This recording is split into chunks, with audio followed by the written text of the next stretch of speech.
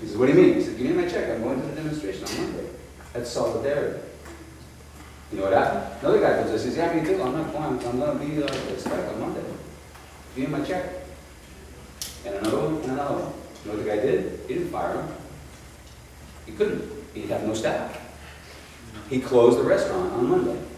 Another guy, the guy that cleans the carpets in my house when I need them clean, his company had a contract on Staples Center. Staples Center calls him up. He calls up Staples Center and says, I'm not going to be cleaning your carpets on Monday. We're going to the strike. We're going to the demonstration. They said, well, we'll sell your contract to somebody else. Go ahead. They didn't. It's solidarity, okay? Because other companies, other cleaners, they're all Mexicans. They couldn't go to another carpet cleaning company. Everybody who does it, they're Mexicans. That's what we do. Wait, you got these guys doing this, they're going from one left to right, trying to find somebody to do the job, and they go, shit, I can't, the people are together. Okay, well tell you what guys, and they start negotiating. I mean, that's basic labor organizing. Is there any way you get the Mexicans in on this? Because you're right, they're running everything. No, they're not running anything. No, I mean, we're doing a tremendous amount of. Yeah, as far as labor, absolutely, they are. Yes, they are, except I won't take everybody's time on this, but yeah, there's something that happened with leadership that took them into that first day that affected the GDP by 1%. That one day that they shut down, they affected the GDP by 1%.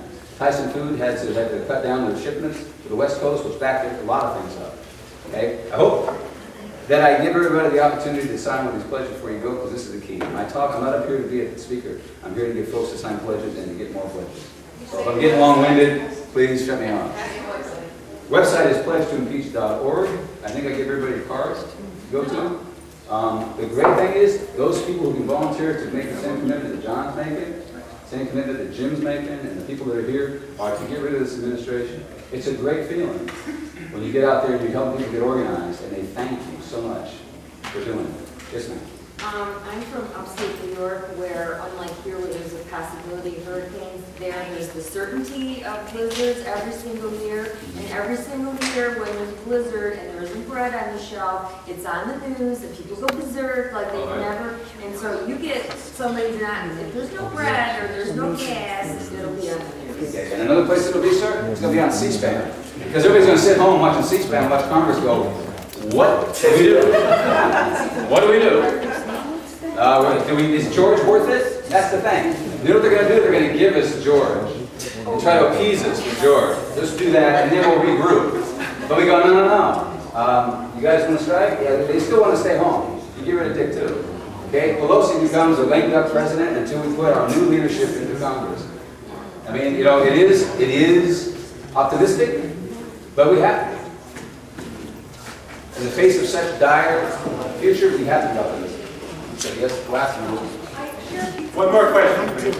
I share Pete's concern that many people, when they say, many of the very people who are likeliest to sign this pledge are, writers, actors, people in,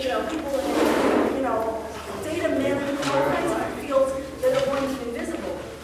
Are you tracking how many pledges you have that are going to be visible and bothersome to American people?